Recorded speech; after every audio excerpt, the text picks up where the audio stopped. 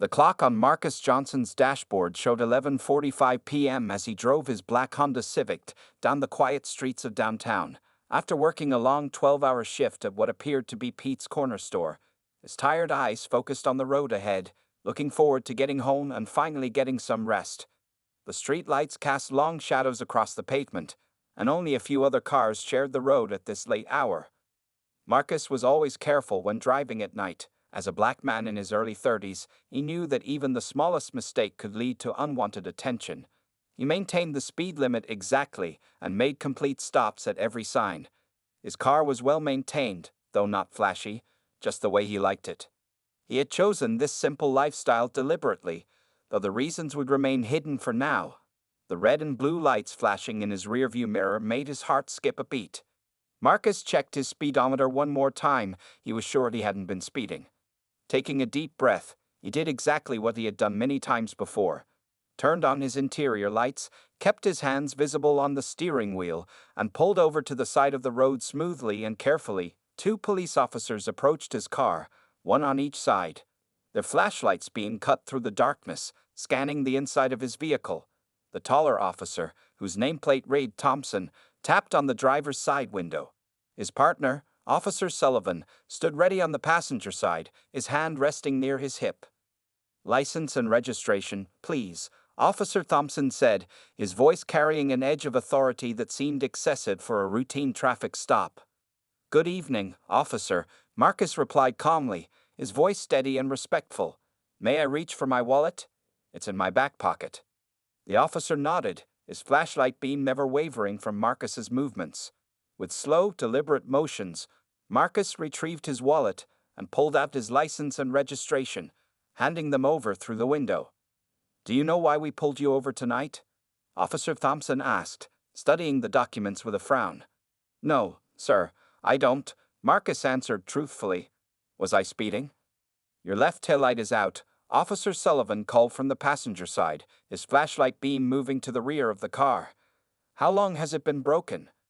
Marcus's brow furrowed slightly. He had just checked all his lights yesterday. It was part of his routine. "I wasn't aware it was out, sir. I check my lights regularly." Officer Thompson returned to his patrol car with Marcus's documents, leaving him sitting in tense silence with Officer Sullivan still watching from the passenger side. Through his rearview mirror, Marcus could see Thompson speaking into his radio, his expression growing increasingly concerned. After what seemed like an eternity, Thompson returned, but his demeanor had changed. His hand now rested on his belt, closer to his weapon, and his voice carried a new edge of suspicion. "Step out of the vehicle, sir," he commanded. Marcus's heart rate increased, but his face remained calm. "May I ask why, officer?" "We're having some issues verifying your information," Thompson replied. "Step out of the vehicle. Keep your hands where I can see them." Marcus knew this moment well. He had prepared for it, trained for it, but it still filled him with a complex mix of emotions. Slowly, he unfastened his seatbelt and opened the door, emerging with his hands raised slightly at shoulder level. The cool night air gave him a slight chill, or perhaps it was the tension of the moment. Both officers now stood alert, their postures rigid with suspicion. Marcus could read their body language like a book. They thought they had caught someone, though they weren't sure exactly what kind of someone yet. The irony of the situation wasn't lost on him, but he kept his face neutral, his movements measured. "Sir, we're going to need you to explain why we can't find any record matching your license in our system," Officer Thompson stated, his tone now openly accusatory. Marcus stood perfectly still, his mind racing through his options. He had protocols to follow, procedures that had been drilled into him over years of training. But he also knew that the next few moments would be crucial, not just for his mission, but potentially for his life. "Officers," he began, his voice remaining steady and professional, "I understand your concerns. However, I believe there may be a simple explanation for this situation." He knew, of course, that the explanation was far from simple, but that revelation would have to wait for now. The night air grew thicker with tension as red and blue lights continued to paint the scene in alternating colors, creating shadows that danced across the faces of all three men. None of them realized that this routine traffic stop was about to become a story that would shake their city to its core. Officer Thompson circled Marcus slowly, his flashlight beam scanning up and down as if trying to find something, anything, that would explain the database discrepancy. The night had grown colder, and a light breeze rustled through the trees lining the street. Nearby, a car passed by slowly, its driver craning their neck to observe the scene before speeding up and disappearing into the darkness. "Something's not adding up here," Thompson said, his voice tight with suspicion. "You say you work at Pete's Corner Store, but your car's got high-end security features I've never seen on a store clerk's vehicle."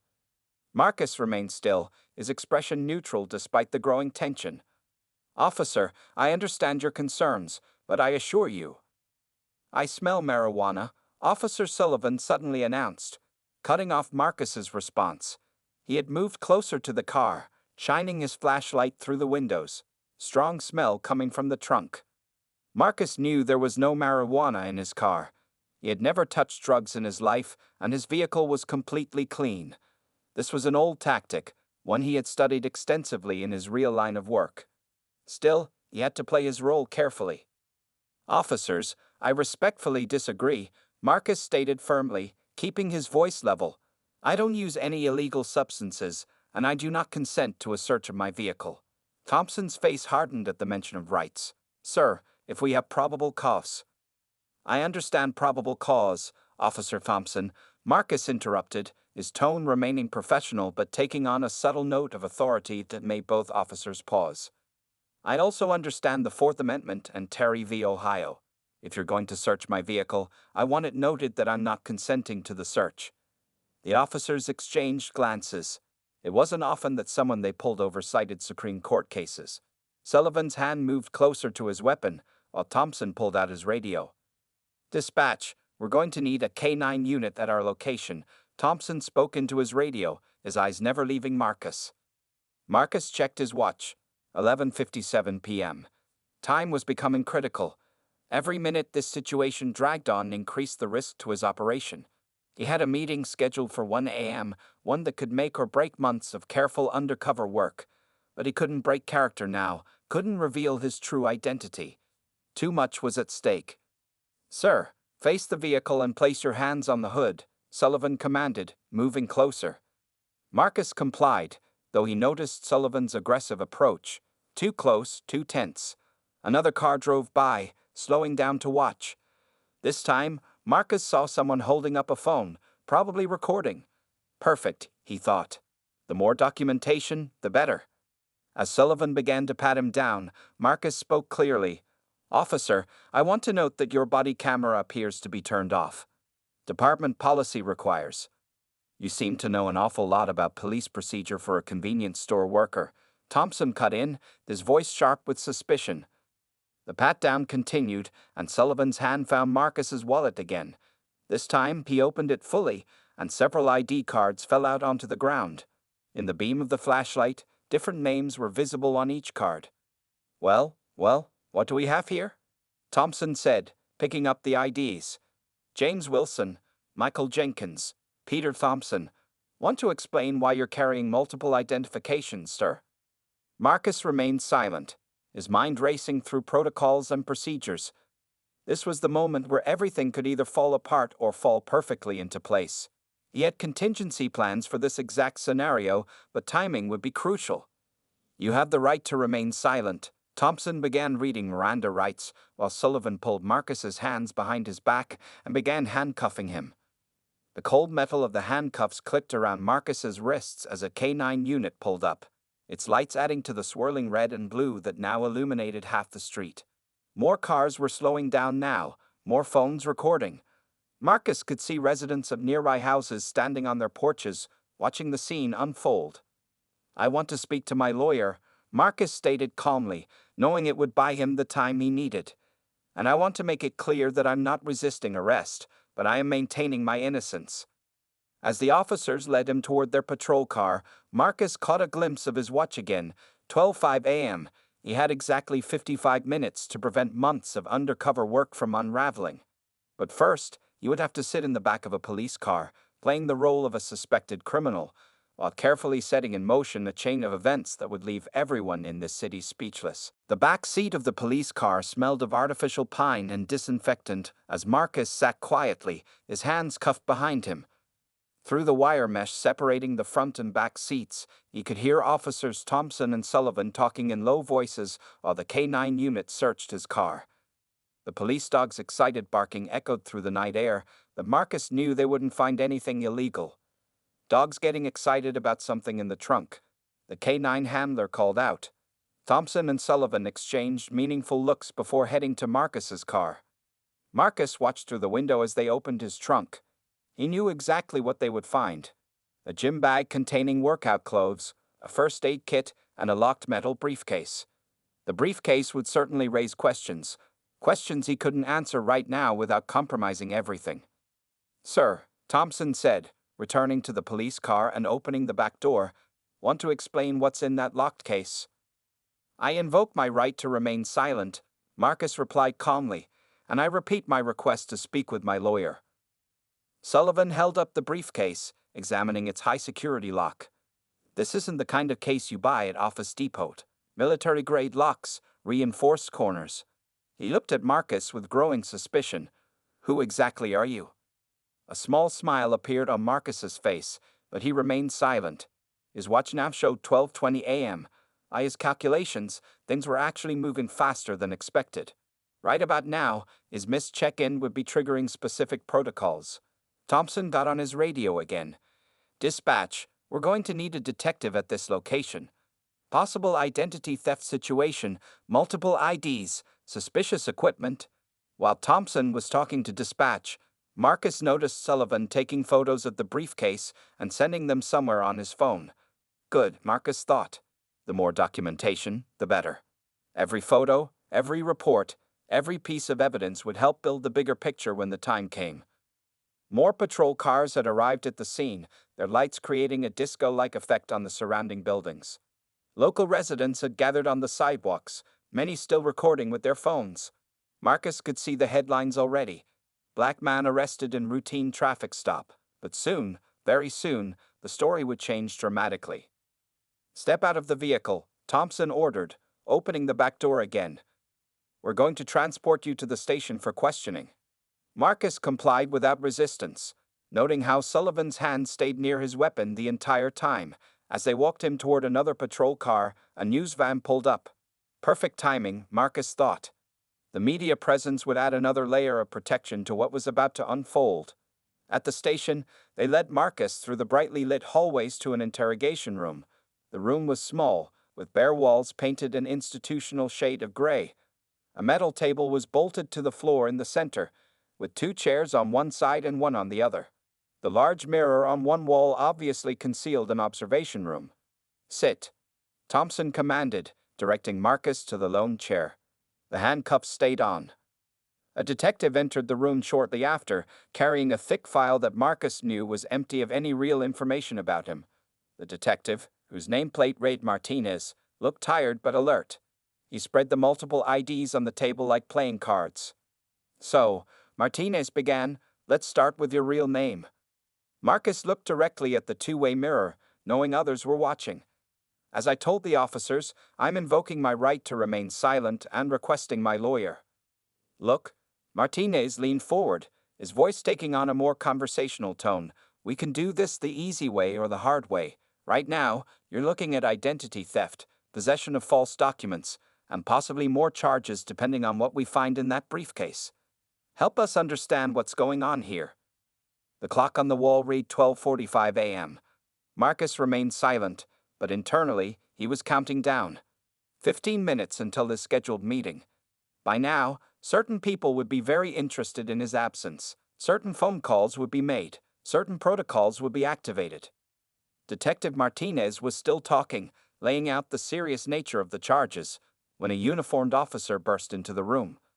He whispered something urgent in Martinez's ear. The detective's face changed, showing surprise and confusion. "Wait here," Martinez said unnecessarily. Marcus was still handcuffed to the chair. The detective hurried out of the room, leaving Marcus alone. Through the thin walls, Marcus could hear raised voices and hurried footsteps in the hallway. He smiled slightly, right on schedule. The next phase was about to begin, and soon, everyone in this police station would understand exactly who they had arrested on this ordinary Tuesday night. Detective Martinez sat at his desk, staring at his computer screen with growing frustration.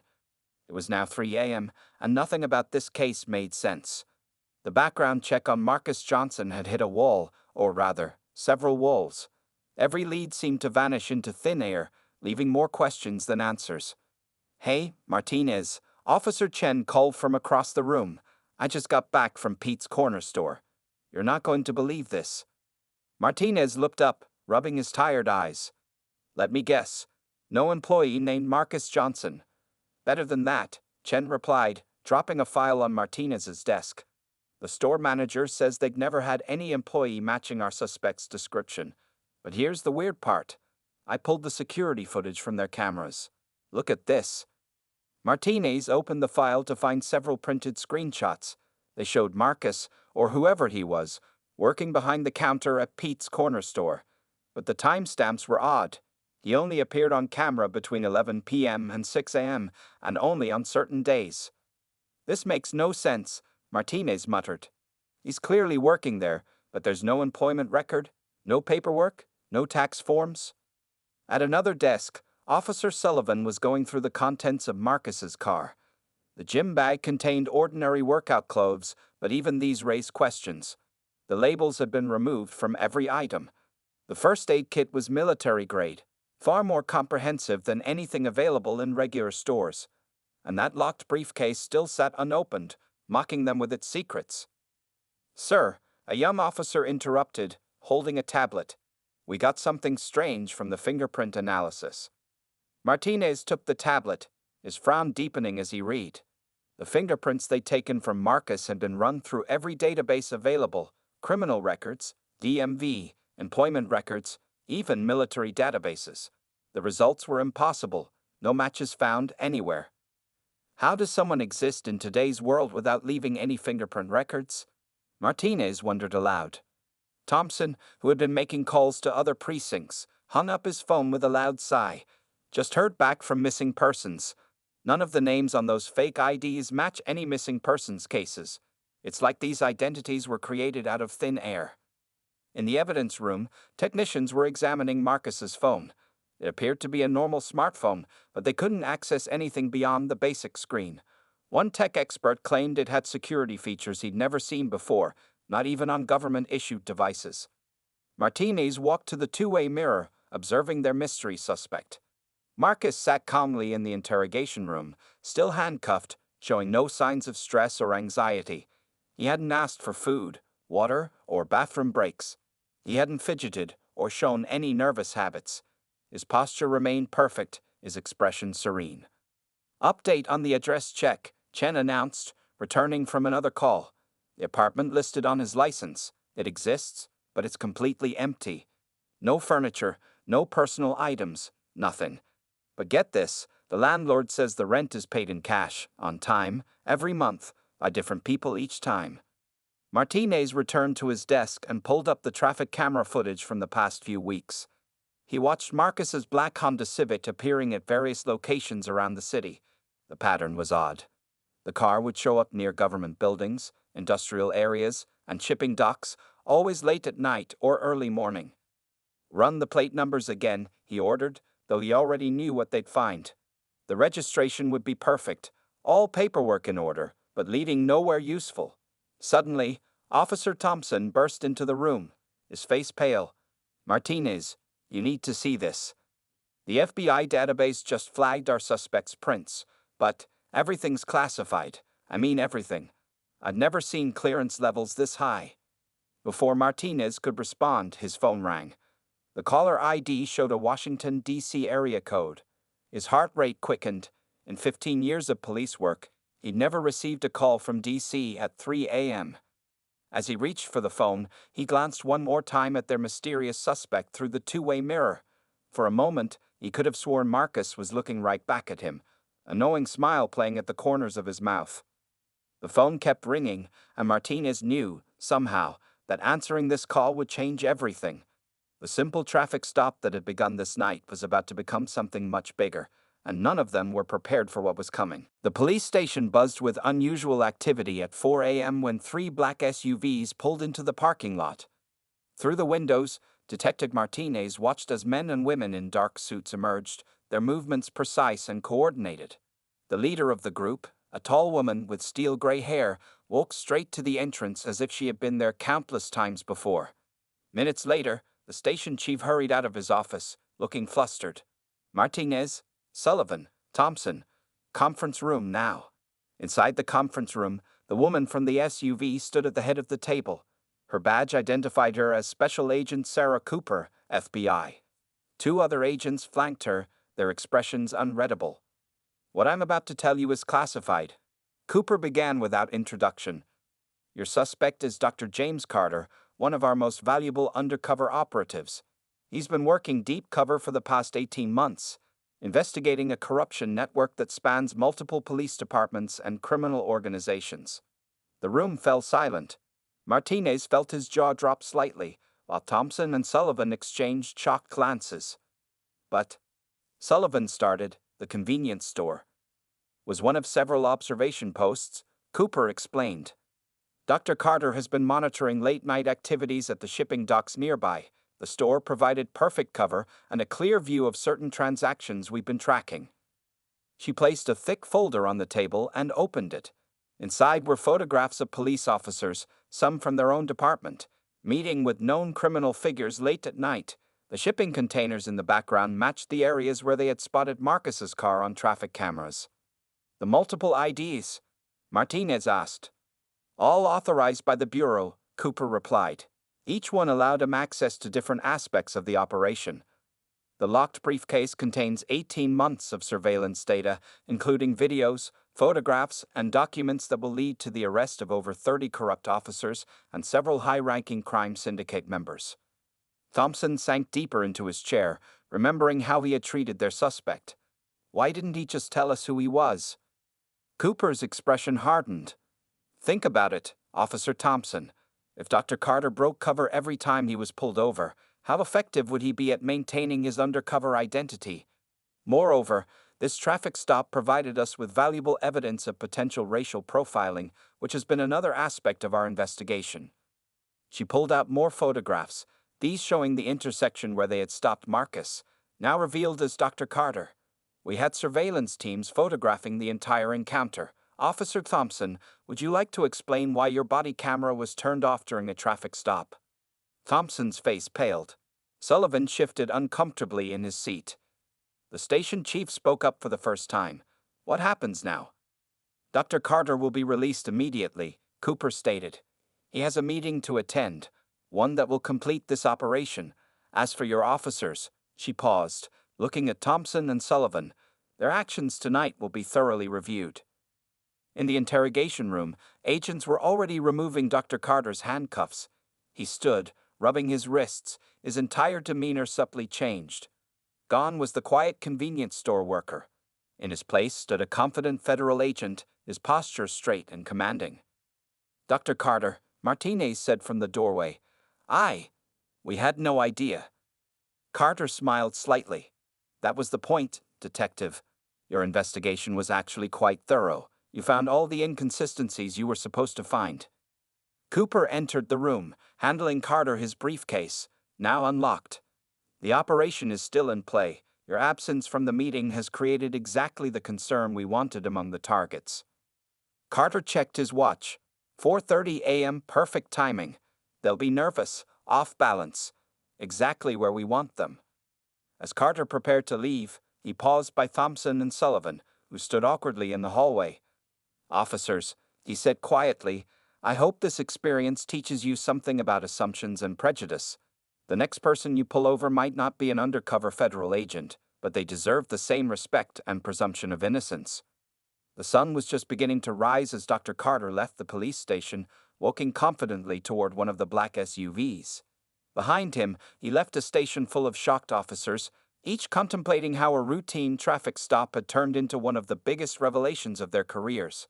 But for Dr. Carter, This was just another night in a mission that was far from over. The county courthouse was packed to capacity 2 days later. News of an FBI operation had leaked, and reporters filled the back rows of the courtroom, their notebooks ready. Officers Thompson and Sullivan sat nervously at one table with their union representative, while Detective Martinez watched from the gallery. Judge Sarah Williams entered the courtroom, her black robes flowing as she took her seat. The usual morning cases had been cleared to make way for this special hearing. The tension in the room was thick enough to cut with a knife. "Call the case of the state versus James Carter," the bailiff announced.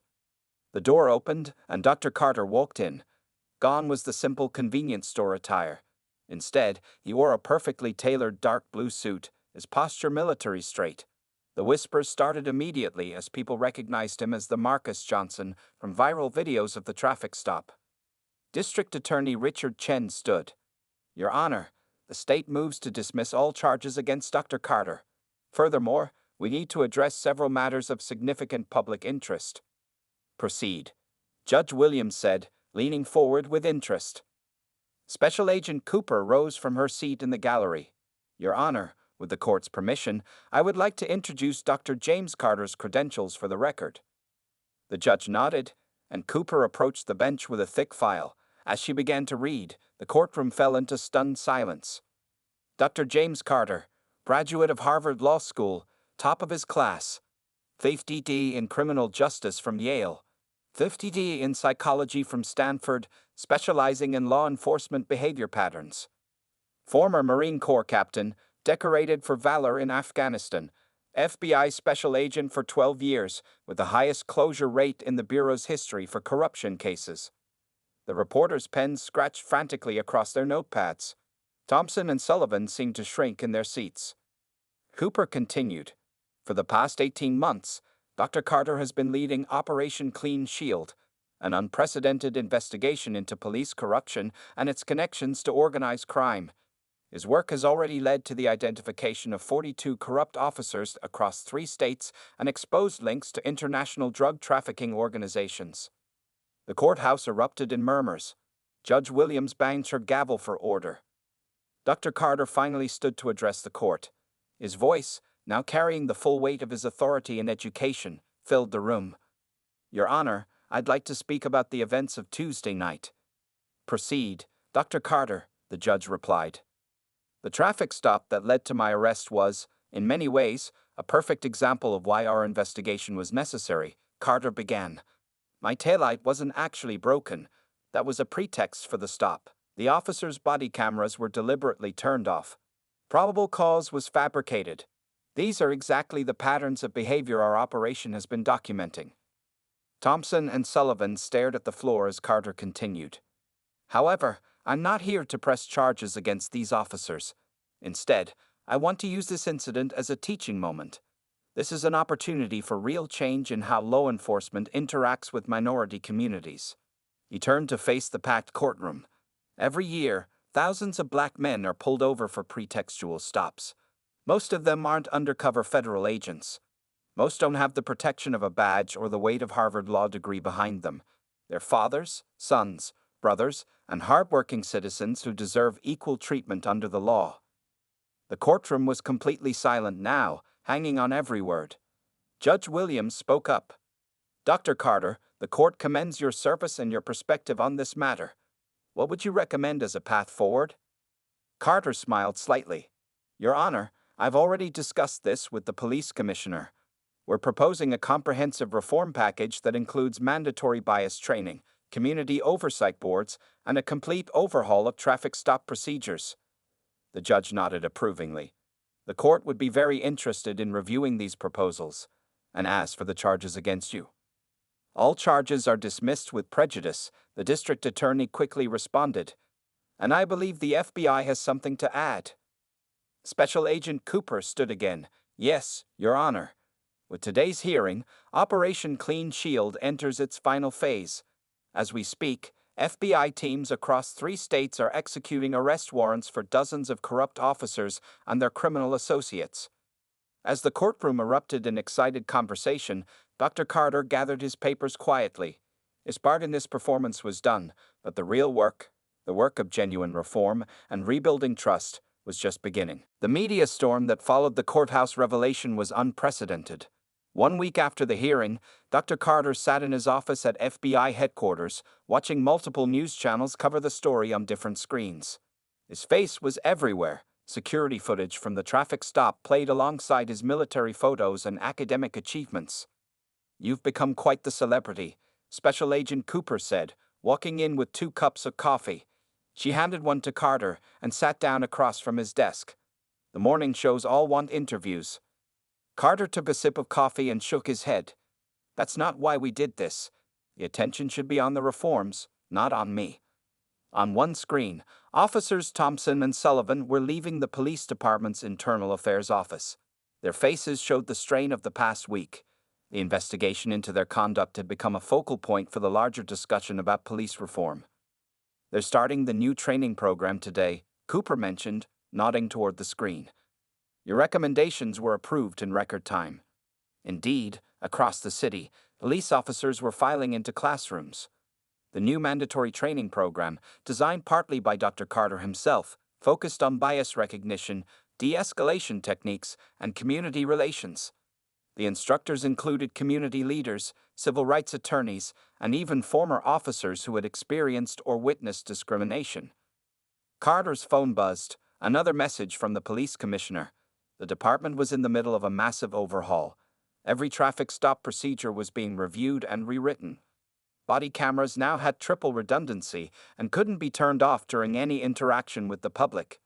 A civilian oversight board had been established, with real power to investigate complaints. "The arrest numbers are already changing," Cooper reported, sliding a tablet across the desk. "Traffic stops are down 40%, but actual crime detection is up 15%. Turns out, when officers focus on real suspicious behavior instead of pretextual stops, they're more effective." Outside the FBI building, a small crowd of protesters had gathered. But unlike the angry demonstrations of the past, these people carried signs supporting the reforms. Some even had pictures of Dr. Carter with the words, "Change is possible," written across them. Detective Martinez had become an unexpected ally in the reform process. After the revelation, he had volunteered to lead the department's new Community Bridge program. Today, he was conducting workshops with rookie officers, using his own experience from the Carter case to illustrate the dangers of assumptions and bias. "The corruption arrests are up to 57 now," Cooper updated, scrolling through her phone. "Your surveillance data was absolutely solid. No one's even trying to fight the charges. The drug trafficking operation is completely dismantled." Carter nodded, but his attention was on another news story. Officer Thompson was on screen, speaking at a community meeting. The change in him was visible. "I learned the hard way," he was saying, "that we had lost our way. We were judging people based on appearance, not actions. Dr. Carter showed us that our assumptions weren't just wrong, they were destroying our ability to be effective police officers." A knock on the door interrupted them. A young FBI trainee entered with more files. "Sir, these just came in. 5 more departments have requested your reform program, and the Attorney General's office called. They want to make it a national standard." Carter finally allowed himself a small smile. This was what he had hoped for, not just exposing corruption, but creating real, lasting change. The traffic stop that could have been just another example of profiling had instead become a catalyst for transformation.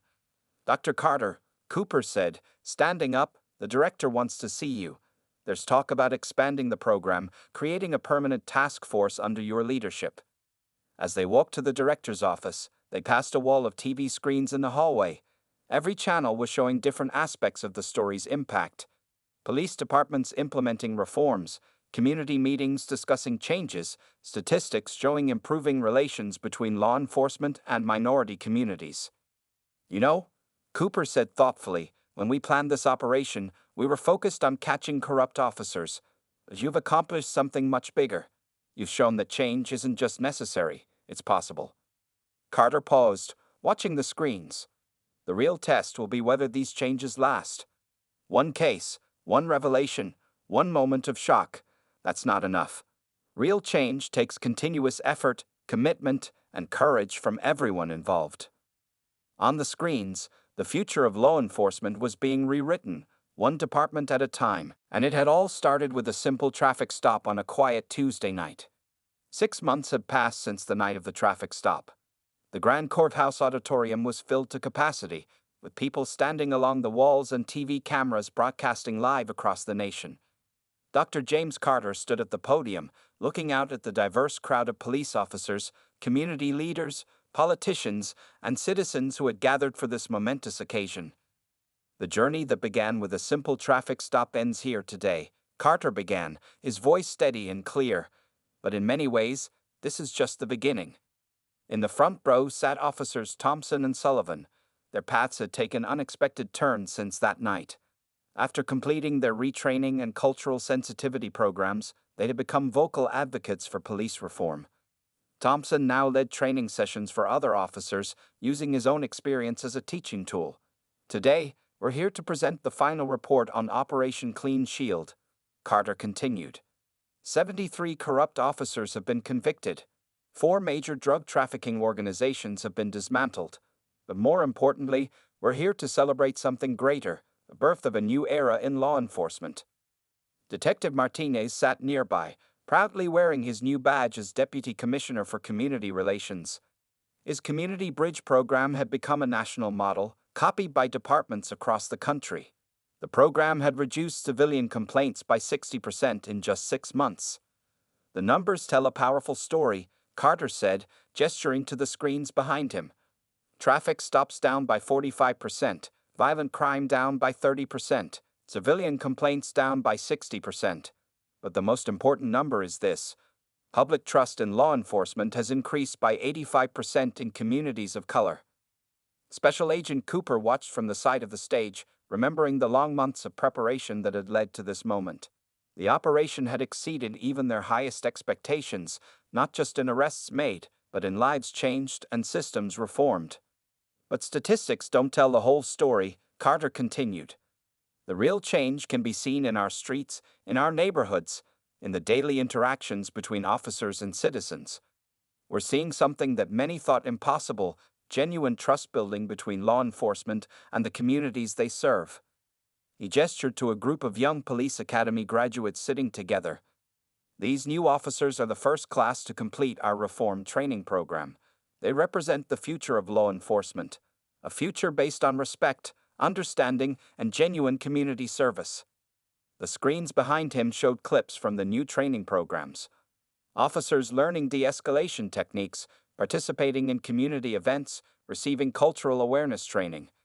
Among the instructors, viewers could spot Thompson and Sullivan, sharing their experiences and lessons learned.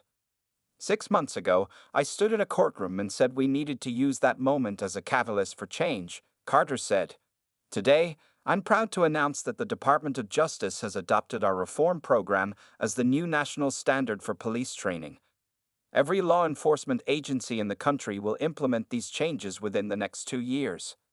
The audience erupted in applause. In the back of the room, the station chief who had been present on the night of Carter's arrest wiped away a tear. His department had become a national model for police reform, something he never would have imagined possible. But my final words today are not for the officials or the cameras, Carter said, his tone becoming more personal. They're for the ordinary citizens who face discrimination and prejudice every day. Your stories matter. Your lives matter. And change is not just possible, it's happening. He paused, looking directly into the cameras. To every person who has ever been pulled over because of how they look, to every parent who has had to teach their children how to survive a traffic stop, to every community that has lived in fear of those sworn to protect them, this change is for you, and it's only the beginning. As Carter finished speaking, the audience rose in a standing ovation. Thompson and Sullivan were the first on their feet, followed by Martinez and the entire room. The applause lasted for several minutes, echoing through the courthouse halls. Later that evening, as the sun set over the city, Dr. Carter stood at his office window, watching patrol cars drive by below. Each one now carried officers trained under the new program. Each one represented a chance to prove that law enforcement could be both effective and just. His phone buzzed with a message from Cooper. Turn on the news. They're calling it the Carter Revolution in law enforcement. Carter smiled and turned back to his window. He thought, the biggest changes start with the smallest moments. Even something as simple as a traffic stop could change the world if the right people were willing to learn the right lessons.